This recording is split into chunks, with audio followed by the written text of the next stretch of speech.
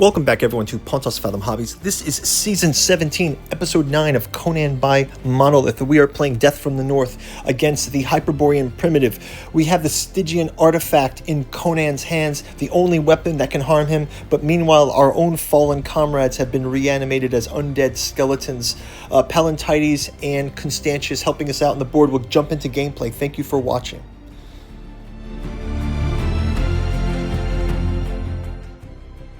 Okay, it's up against the wire. This is the final possible round, round 9 of Death from the North.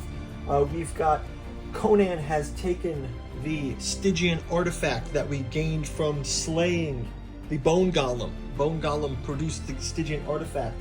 Constantius was wielding it before against the Hyperborean Primitive. However, suffered a major blow from his Pestilence Swarm. In the meantime, Constantius has handed it off to Conan. Conan's going to finish off the job. Our other problem is Pallantides and our archers and crossbowmen. As our soldiers fall, they are potentially able to be reanimated as skeletons by the Dark Lord here. So let's, I think the Dark Lord's position will be reanimate skeletons. Also try to get in attacks against Conan. And Constantius probably has to back out of this one. Let's have a quick word from our channel's sponsor, and then we'll jump into the final round, round 9. Thank you for watching. Pontos Fathom Hobbies is brought to you by the books that we produce. We've got the Genealogy of Cthulhu, Necromancy of Nyarlathotep, and Hermeticism of Hastur, part of our 6-volume Katu journals out of Lovecraft's Providence. We've also got our podcasts with books like Esoteric Saturn Mysteries, Esoteric Dragon Mysteries, and our Psychoanalysis of Artificial Intelligence. Also, special guest, Nereus Media's God Emperor of Trump. Finally, we've got our new saga, The Alchemical Courtship in the Dreamlands. Aimless takes place in the dreamland city of Cellophase. Hope's Home takes place in Daleth Leen. And Stubborn Devotions, Inventing and Forgiving takes place in Lost Thron with the Temple of Hypnos. They're all available down in the bookstore below. Check out our podcast if you want to get some inside details on this. We're also publishing some content on our Patreon for free if you guys want to check that out. Now back to our gameplay. Okay, jumping into round 9. First, let's activate the Dark Lord's skeleton attack 1. And then also 4 for the reanimation. So we'll have skeletons reanimated once more. We can have one of the bowmen has now been reanimated as a skeleton. We'll have one skeleton cheekily sneak off to fight Constantius here. We're going to have the Hyperborean Primitive versus Conan. And we will have our bowmen try to target off these last skeletons that are both encroaching again upon our Bosonian archer. So let's start off with our evildoers here, our undead army. First up, we have skeleton attack, 1 orange die against a crossbowman. And we've got paint through videos for all these guys. The crossbowman, as I can mention, was one of the first. You can see my crossbowmen were an early version of what I kind of improved on with the Bosonian archers. They kind of seem like a different scale, don't they? They seem like they're slightly a different scale. Maybe it's just the high plume on the helmet. But okay, so let's go ahead and do that. I actually copied that same with our Krenigman trackers. I use that same one. If you ever check out our Song of Ice and Fire gameplay, we've got those there.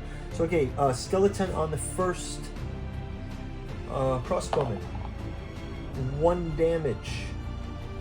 Crossbowman is slain. That means he's replaced by a slain skeleton. Slain skeleton. So this is how this gets grimmer and grimmer. Next skeleton attack on next one. Again, last point comes back potentially as a skeleton. So this is a erosion problem here.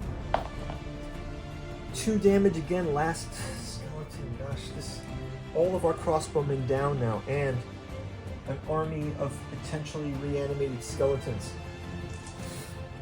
Last attack, Palantides. Skeleton versus Palantides. He rolls a 2. Let's give him a defense roll of 2 as well. And he can throw in his 3rd for his axe. So 3 dice. Gosh, this is brutal. Still takes 1 damage. This is the worst die rolls ever. Let's have a skeleton attacking Constantius. Skeleton attack. It's Constantius. Ooh, 2 damage. That's not what he needs.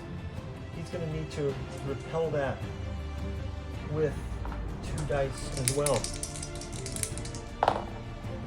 Thank God he blocks it because he has barely any life left. So Constantius is able to block that blow.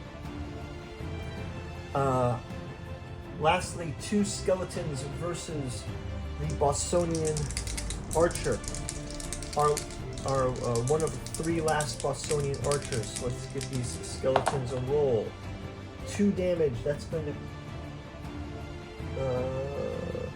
takes 1 damage. He is slain and replaced by a fallen skeleton. But no worries. These skeletons can be attacked by our crossbowmen and our archers in our next round. Okay, so let's flip over now to attacks from our team. We'll start out with Constantius. We'll just give him the single attack. Stygian artifact goes with him now. Constantius, 1 attack on the skeleton. Down. Palantides, he is able to do the attack as well. Let's have him roll.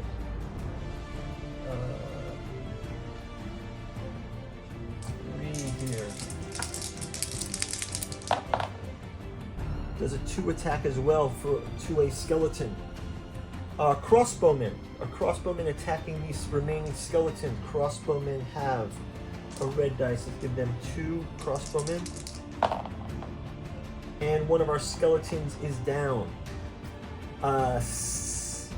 Bostonian archers. 2 Bostonian archers against the last skeleton. It takes 1 damage, 1 hit point. Skeleton is down.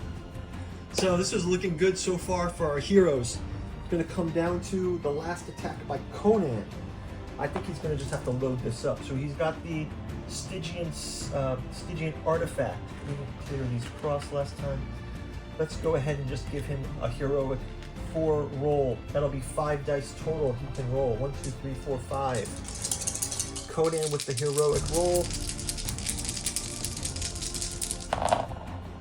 Let's give them a roll. The Hyperborean primitive will get an additional die roll to defend. He blocks 2 plus his armor blocks 3, so we'll take a 2 and a 3 out. Conan still does 5 damage. 1, 2, 3, 4, 5. That is going to be Hyperborean primitive is now slain. So that's going to do it, guys, for the round. Let me just check the rules here. I think King Conan versus Hyperborean primitive. Done. Double checking. If the heroes kill the Hyperborean primitive or prevent the Overlord from killing all the pirates and guards. Yes, so we've actually saved the lives of, we've got 4 archers that stayed back in the fray. So if all of our men were killed to form the undead army, that would have been a losing condition. But we did kill the Hyperborean primitive. Overlord was not able to kill everyone before 9 rounds. And any other victory condition here? Activate gems, item cards. No, so I think we've done it, guys. So great. This has been a fun one. I thought the mechanism of raising the skeletons from the dead was cool. We've got some more King's Pledge work to do. We'll probably do some more miniature paintings with this.